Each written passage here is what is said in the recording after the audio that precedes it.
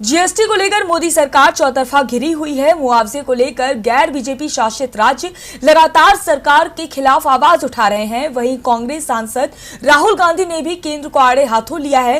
साथ ही जीएसटी राजस्व में राज्यों को हिस्सा न देने को लेकर सवाल उठाए हैं। उन्होंने एक बार फिर सरकार का उद्योगपतियों के साथ कनेक्शन निकालते हुए पीएम मोदी पर 5 ऐसे तीखे तीर छोड़े जो सरकार को घायल कर सकते हैं।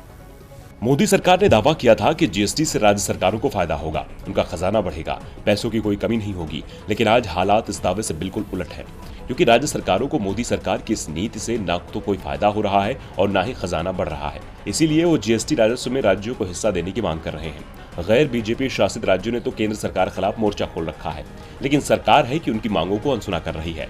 वहीं इस तकरार के बीच कांग्रेस सांसद राहुल गांधी ने भी मोदी सरकार को आड़े हाथों लिया है। उन्होंने ट्वीट कर लिखा कि केंद्र ने राज्यों से जीएसटी राजस्व देने का वादा किया।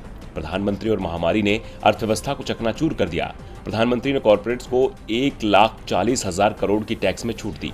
8400 करोड़ में 2 हवाई जहाज खरीदे। केंद्र के पास राज्यों को देने के लिए पैसा नहीं। वित्त मंत्री ने राज्यों से कहा कर्ज लो। आपके मुख्यमंत्री मोदी के लिए अपना भविष्य क्यों गिरवी रख रहे हैं? कांग्रेस सांसद का यह निशाना केंद्र सरकार के उस झूठे वादे के खिलाफ है, जिसमें जीएसटी लागू होने के बाद राज्यों के टैक्स में होने वाले नुकसान के लिए उसने एक तय समय तक उन्हें इसकी भरपाई का भरोसा दिया था। लेकिन महामारी में अर्थव्यवस्था की हालत बेहद खराब होने के कारण केंद्र पूरी तरह से राज्यों के नुकसान की भरपाई नहीं कर पा रहा है। इसके एवज में केंद्र ने राज्यों को जीएसटी की भरपाई के लिए कर्ज के 2 विकल्प दिए थे। इसके तहत 97,000 करोड़ का कर्ज आरबीआई की स्पेशल विंडो से ले सकते हैं या पूरे 2,35,000 करोड़ बाजार से जुटा सकते हैं।